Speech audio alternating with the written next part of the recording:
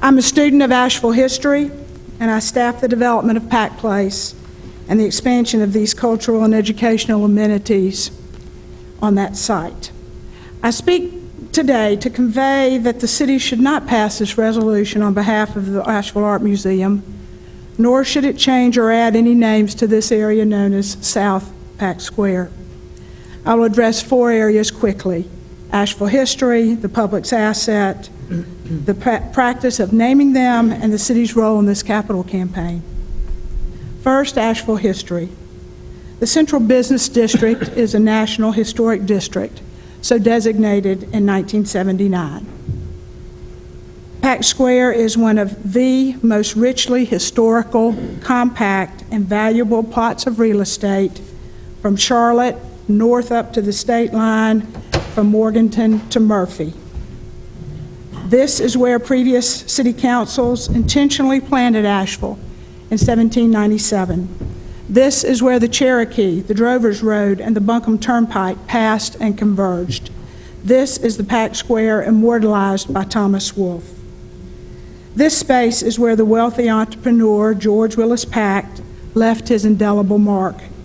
He gave the city the land on College Street for construction of a new courthouse in exchange for the Court Square property. Then he deeded that property to the city of Asheville with the stipulation that an open park was to be maintained for the people of Asheville.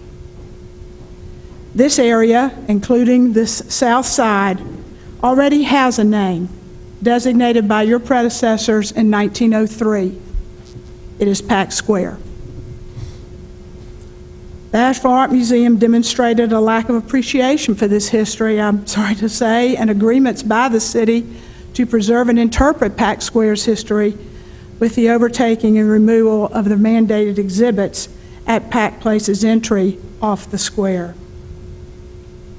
Second, the city's public assets. This controversial lease, signed today between the city and the museum, killed the idea of a mixed-use cultural center on that site. I have not had the opportunity to review the lease because we were not provided it until late this afternoon. Since there was not the opportunity for dialogue among stakeholder groups such as the Downtown Commission about the lease, only a handful of people knew it included the public's sidewalk and areas beyond the walls of Pack Place, as was noted. This was kept amazingly quiet. A question: is there any kind of prohibition for the city in conveying interest in a public street, sidewalk, or square to private groups? This must be addressed first and ensured to the public, particularly regarding property that was donated with the covenant. An open park is to be maintained for the people of Asheville.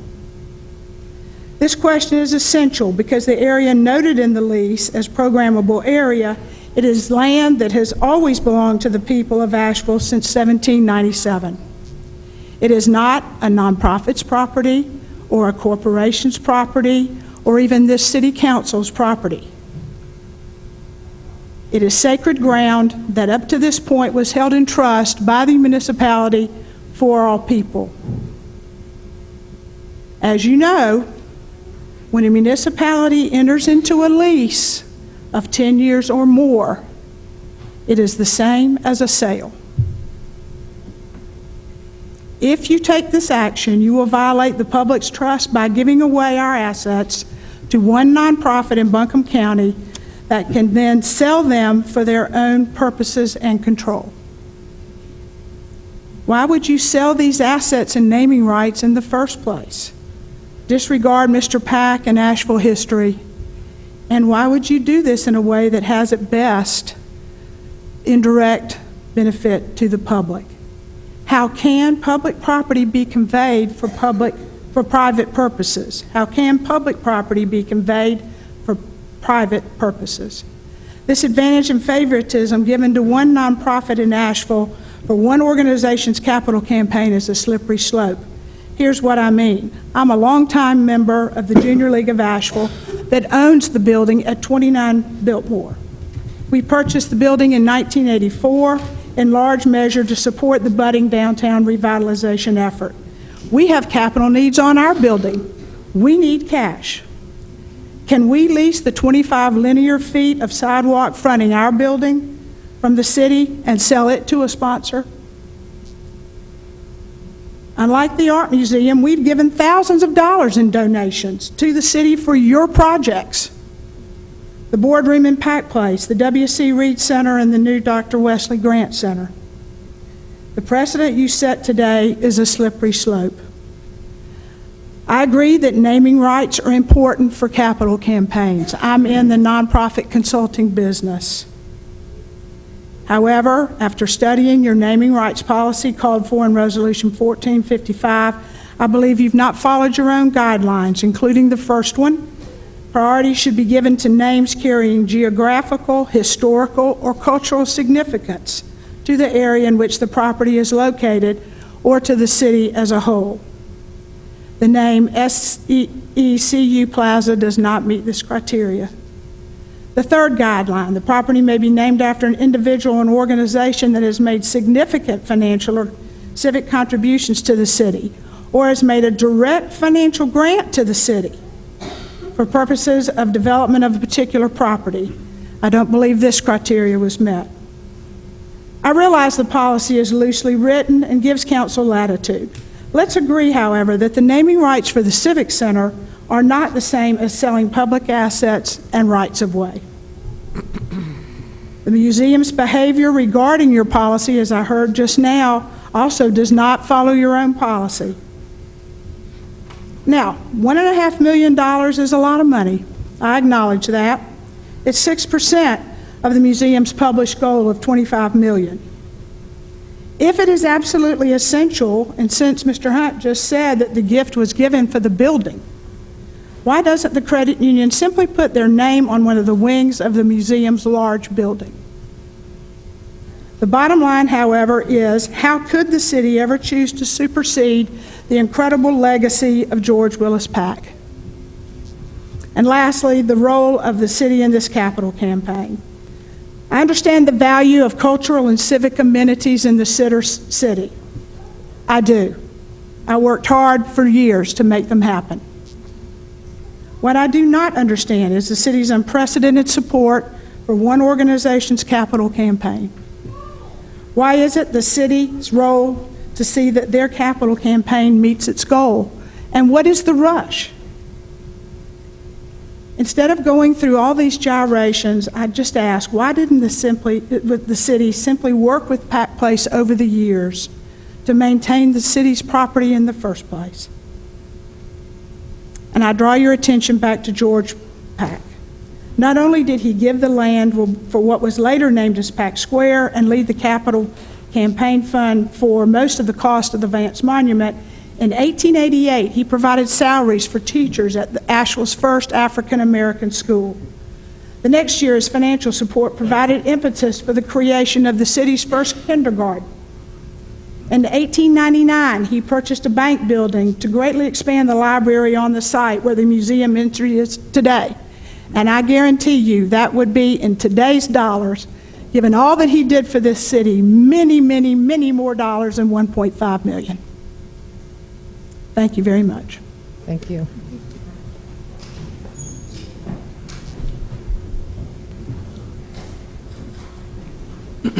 Good evening, Council. I'm Adrian Vassallo, and I'm here as a Downtown Commissioner. I started serving on Downtown Commission in 2012, the same year that Pam Myers served on Downtown Commission. And as part of those early months of service on Downtown Commission, I acquainted myself with the rules of procedure and what our responsibility was to you as City Council. And the first task that we are given is to develop and recommend plans and policies for downtown. I took that very seriously. I know many of you think Downtown Commission is a design review process, and that is part of our charter, but I'm not a design professional. I think an art museum in downtown is great, and I think this design is great. But what I'm there is to contribute to the plans and policies for downtown. That same year, this council approved a $2 million contribution into the CIP budget for the art museum. That discussion was never had with Downtown Commission as far as setting priorities for downtown. I don't know that you see that is, but from my perspective, that's where we provide input to you as City Council on what the needs for downtown are. And the needs of infrastructure and service are greater than the needs of the Art Museum. Fast forward to this year. I won't rehash the naming policy issues. I think Leslie eloquently stated that. But we've never seen a lease, and we never saw the adjoining of the public plaza to this lease agreement. We're reviewing the Haywood Street project as part of the RFP. Why are we being circumvented with this? And then to see this come before you when we heard earlier from the police presentation that this is not going to be a fast process. We need to go through it slowly and make conscientious decisions. We're pushing this through without having open debate about what the needs of an art museum are or what the priorities are for downtown. So I would hope that you would reconsider your vote tonight. It seems clear that you're going to vote for it, but we have started a path of resentment and divisiveness started in 2012 with that contribution to the museum, and it's not going to be cured by this vote tonight. The end result is that there will continue to be resentment and divisiveness around the museum and Pack Place until you as council lead and bring us together as a community. Thank you. Thank you. Next, I have Ken Michaelov.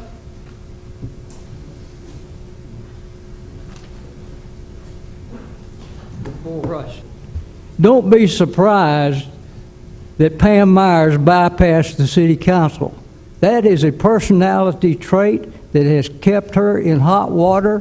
Mr. Michaelov, I would appreciate if you'd keep your remarks to this issue and not make personal attacks during this hearing. This lease, the ink's not dry on it. I couldn't get it until 4 o'clock today. The city council put a public notice in the paper.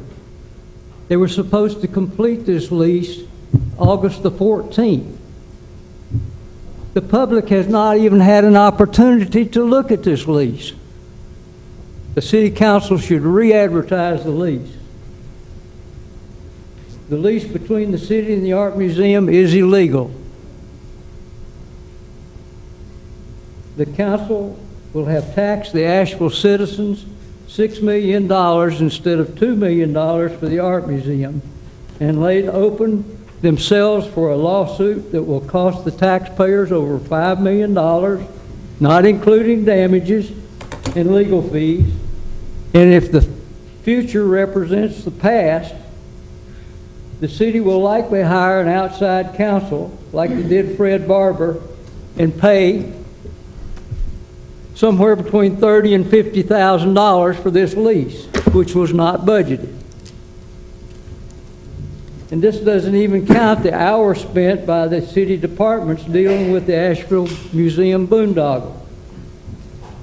Mayor Manheimer, Vice Mayor Hunt, city manager have let friendship with Pam Myers get in the way of sound business decisions. They have convinced the rest of the council to vote blindly. These three, particularly Vice Mayor Hunt, were more interested in crushing the Pack Place partnership and ousting the Colburn Mineral Museum than making sound business decisions for which they were elected. Unfortunately, the citizens of Asheville, the major media, the Asheville Citizen-Times and WLOS, have contributed to your arrogance by not doing a proper job of investigative reporting.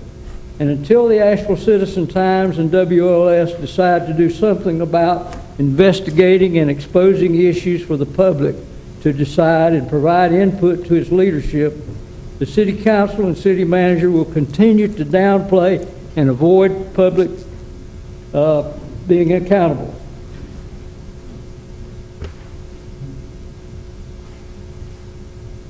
Manheimer's recent comments about the decision to fly the flag representing gay rights on the city building were exposed as a made-up decision and a made-up process.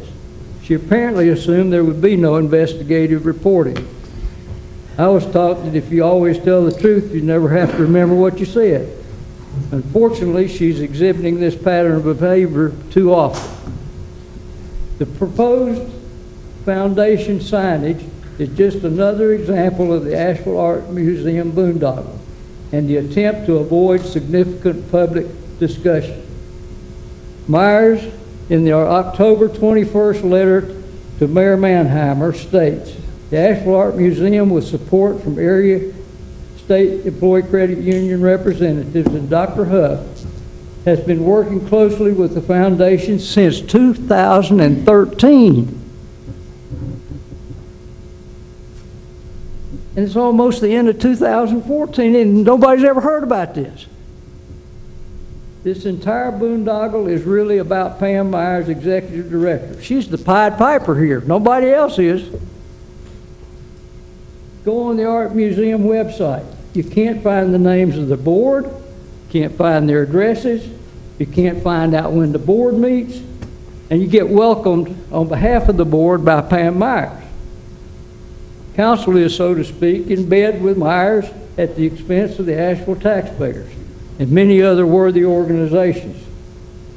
Council has spent too many tax dollars and too much time on this matter when the council should have just continued the lease arrangement between Pack Place Board and the city. There was no expense, there were no headaches, no administration, and the city got $10 a year. Council opted to become the landlord and then the administrator instead of passing the responsibility to that community board that had done an outstanding job for over 20 years. Another sticking point for me is the council and the manager tried to hide the fact that the city was funding the Art Museum $2 million by eliminating that expense in the 2015 capital budget and entering into a new expense for $2 million called Pack Place Maintenance to be spent in 2017. There was no required formal amendment to the budget by the city council. The Health Adventure went bankrupt. The Art Museum budget provided to the Buncombe County Tourism Development Authority initially would have bankrupted the Art Museum due to unrealistic dividend and interest income estimates. However, the Art Museum blatantly adjusted the forecast within just the past 2 months in order to keep getting the $1.5 million grant that they defaulted on numerous times. The chickens may come home to roost on this one. So what provisions are in this lease and or any other document that deal with what happens to the $1.5 million that this foundation puts up and the city's investment when the Art Museum goes bankrupt? Relationships with city council must be like a secret society. Is it a handshake? Is it some special sign in order to get money? Myers gets $2 million and all the attention she needs and does whatever she wants to do. Do we need to change the name City Council to City Congress? You know, if it looks like a duck, quacks like a duck, it's a duck. This City Council's action and inaction on Pack Place, the Art Museum, and lots of other matters is playing right into the hands of Tim Moffitt, an elected representative that has tried to steal the city's water, and still may be successful, has stolen the airport, and has already proposed changes in the election process for the city. If elected again, he could propose the demise of the city as you have demised Pack Place. You may reap what you've sown. If I and others can't stop you from making this decision, and you're going to approve this request for signage, then return the 2 cents that you put in the 2014 budget for a tax increase and return that to the taxpayers. Thank you. Jerry Rice is my next. I don't know, where are we on time? You have 9 more minutes. Okay.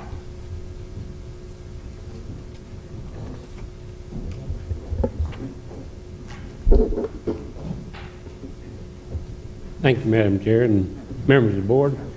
I live in the county, and I think the county commissioners of Buncombe and the county taxpayers has put a lot of money into this over the years. I don't think you can discount that at all. I don't know why they haven't been consulted on this naming either. I think one government ought to consult with another government because it could come up with some better ideas. Sometimes it just takes a common sense of some individual, even a child, could lead you in the right way. But when you're strong, hard-headed politicians and think you know better and powerful than anybody else, that could lead you down the wrong road. I think you'd take the humility way and ask people's input. I've covered the boards at the Art Museum for months. They're on YouTube. You can look at them. The most arrogant, the most indecisive people I've ever met, and unknowledgeable of the issues. You can look at the latest one we've done. Nobody knows what the right hand is doing. They're taking whatever the council and the county manager is doing and sending it on through just like it was approved. That bothers me after seeing years and years of work going into something like this, and very smart, intelligent people sitting at the table and can't even get a handle on it, and now I'm a board member, elected, or not elected, appointed by city council and appointed by county commissioners and others. Why they are not knowledgeable of what yous are doing. This issue has not even been brought up at the board, even yet, about what you're talking about right now. The lease has not even been discussed. Isn't that amazing? At the board level of the Art Museum, at the one that I go to anyway. Now, Sir. Good evening, Mayor, Council, and staff that's left. My name is Ted Prosser, and exactly 26 years ago on this very date, I started working in downtown redevelopment, a little office in 5 Biltmore Avenue. So I've seen a lot. I've seen when there was absolutely nothing here, you had very little tax base, very little interest in downtown. I've seen this council swing 180 degrees against it, for it, back for it again, and it's become a wonderful, wonderful place now.